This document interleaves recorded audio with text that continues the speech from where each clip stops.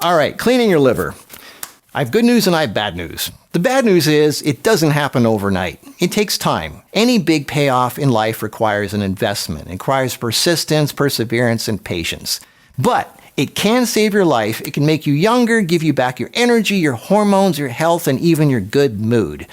The good news is the liver is self-healing. It can regenerate, even if 3/4 of it is unrecognizable. It's one of the only parts of the body that can totally regenerate.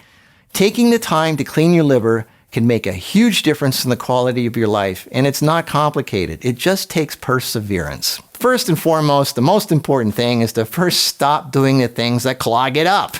Fast food, fried food, preservatives, cooking oil, starches, sugars, smoking, prescription pills, calcium pills, hormone drugs and shots and supplements, cheese, and pretty much any of the modern processed dead fake food that people eat every day. Then stop the chemicals that poison the liver, like painkillers, like acetaminophen, antidepressants, tranquilizers, antibiotics, antihistamine, estrogenics from the plastic water bottles, city water with chlorine, fluoride, and heavy metals, and the biggest liver killer of all, alcohol. Now, I know your biggest question is, just tell me what to take, Marcus. I don't care about any of this. Just tell me what to take to clean my liver, right? Okay. Now, the liver can clean itself with bile, and bile is only released when we eat healthy fats and oils. That's why high-carb, low-fat people have dried up sludgy bile that dries in the gallstones. Bile is also needed to help kill bacteria in the intestines like SIBO, and it washes out your insides and your liver like detergent.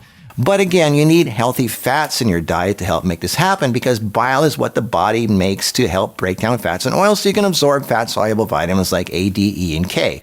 But right now, what's important is that bile cleans the liver. Again, it's like a detergent. So you need healthy fats in your diet to release that bile. Olive oil is a great bile activator to help clean your liver, but it doesn't clean out your gallbladder of all those gallstones like people think. I'll put links down below about that with articles from several surgeons, Harvard Medical, the Mayo Clinic, and someone who worked in the emergency room for 14 years. The reason people feel better with that popular liver flush is because olive oil gets bile flowing, and Epsom salt helps flush out your intestines, which is great.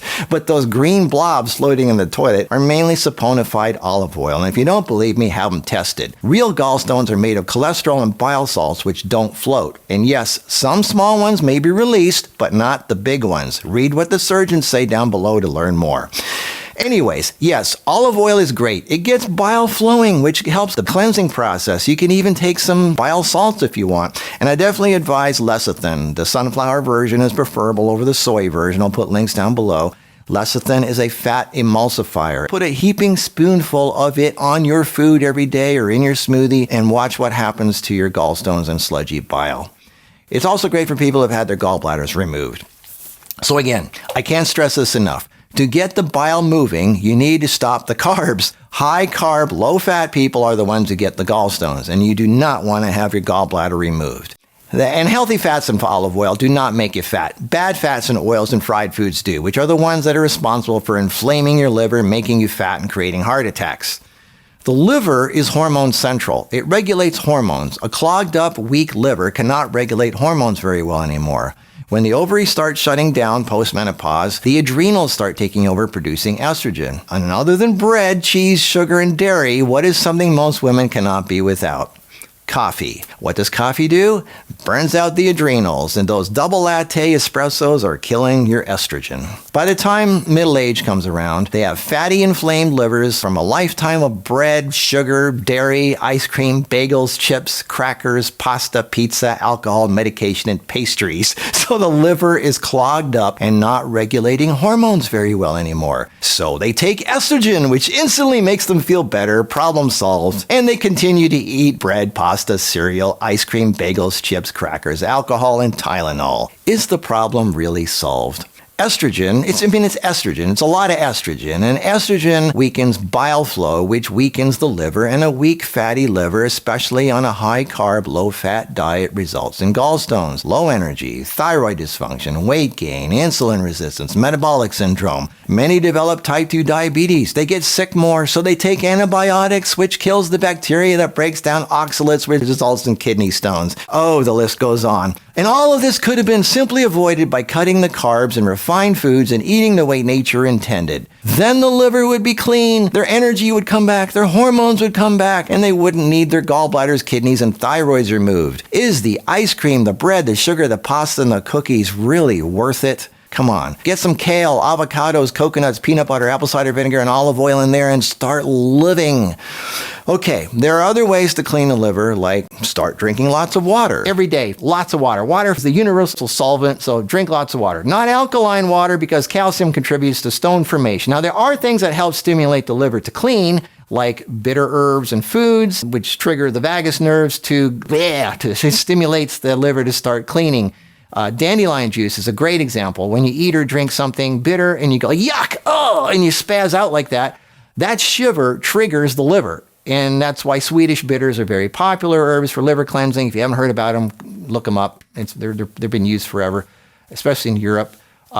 Then there are other herbs that help cleanse the liver, like burdock root, a very popular non-steroidal, anti-inflammatory, antibacterial, antifungal liver purifier. Dandelion root, another liver stimulant that helps increase digestive acid levels, lowers cholesterol, inflammation, cleanses the blood, improves circulation, and it's a pain reliever. Dandelions regulate intestinal flora, the good bacteria in your gut, and it helps the body get rid of waste. And then there's the almighty Chancapiedra, nicknamed Stonebreaker. This amazing South American rainforest herb is famous for dissolving and breaking up gallstones and kidney stones. It stimulates production of bile, it helps clear blockages and obstructions caused by mucus and stones and uric acid crystals, as in gout. And then there's nettle leaf, which helps remove lactic acid and uric acid in gout. It also helps lower blood sugar, increases insulin sensitivity due to its chromium content, and protects blood vessels from insulin damage. It's excellent for removing uric acid from the body, and it also blocks the lactic acid cycle, which cancer uses to grow. Then there's artichoke leaf, a great bitter that helps stimulate the liver to produce bile and flush out old toxic bile. Artichoke leaf helps digest fats and get digestion moving. It significantly lowers cholesterol and blood pressure. It's good for indigestion, heartburn. It's a liver protector. It's a gentle diuretic. It enhances detoxification reactions as well as protect the liver from damage. Artichoke is great for irritable stomach and irritable bowel. It increases the breakdown of cholesterol and the bile salts. It lowers LDL, the bad cholesterol, and it increases HDL, the good cholesterol. And then there's black cumin seed, regarded as one of the most powerful anti-carcinogenic herbs there is. It increases natural production of interferon and has phytosterols that help the natural production of hormones, vitamin D, and bile acids, aiding in the prevention of endocrine disorders, immune deficiency, and cardiovascular disease. Then there's Schisandra berry, a very strong antioxidant and a great liver cleanser that stimulates the liver to clean. There's bupleurum, helps detoxify and treat liver problems like hepatitis. It reduces inflammation, helps prevent artery plaque, increases levels of the antioxidant, immune-boosting enzyme superoxide dismutase, and helps the liver create HGH, human growth hormone. Then there's andrographis, a strong anti-inflammatory herb, antiviral, antibacterial, antiparasitical, cancer-destroying, liver-protective, blood-purifying, and immune-enhancing herb. Andrographis is a mitosis inhibitor, which means it stops cells from dividing, as in the case of cancer cells. And then there's also orange peel, a bitter bioflavonoid that helps clean the liver and the kidneys. You can harvest and prepare all these herbs yourself if you can find them. I show you how in the free food and medicine edible plant guide at edibleplantguide.com. And if you don't have the time or you don't feel like it, you can get the ready-made liver formula where everything's already done for you at marcusproducts.com in either powder or capsules. If you have not seen the video about why the liver is so important, you really should watch it. If your energy levels aren't what they used to be and your hormones are shot or messed up, you have thyroid issues, female issues, hot flashes, night sweats, fibroids, you have fibromyalgia or trouble sleeping at night, or you have food allergies, skin conditions like eczema or rash or psoriasis, then definitely watch that video. Cleaning your liver can make you look 10 years younger, bring back your energy and hormones, clear up your skin, improve your mood, and make you feel all good about life again.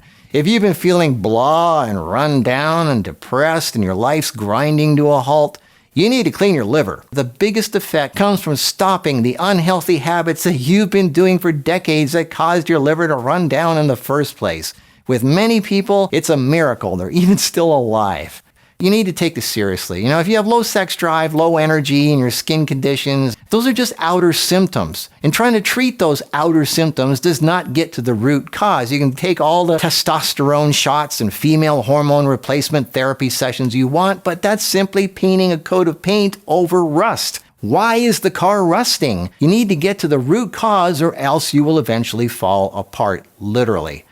I'm not very popular because I say the things people don't want to hear, but if you want to see real improvement in your life, then you have to roll up your sleeves and deal with the ugly mess inside you and do some deep cleaning and heavy scrubbing on your hands and knees. Do intermittent fasting, take the herbal vitamin C, not that synthetic crap that's made in a lab that causes kidney stones and gallstones. If you don't have a gallbladder anymore, then you really need to watch what you eat. Take lecithin because it emulsifies fats, and aloe vera because it helps soothe your intestinal tract. The ebook also says what to do if you have jaundice, hepatitis, cirrhosis, or hormone issues. It's up to you. You need to really find the strength to stop the bad things that you're addicted to and be the person you deserve to be. I want to see you full of life and energy and happiness. Do it now. I want to hear your success stories in a few months. Do it.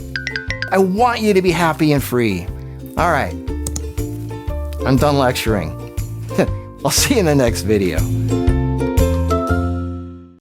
Just tell me what to take. So what do I take? I want it now. There's gotta be something.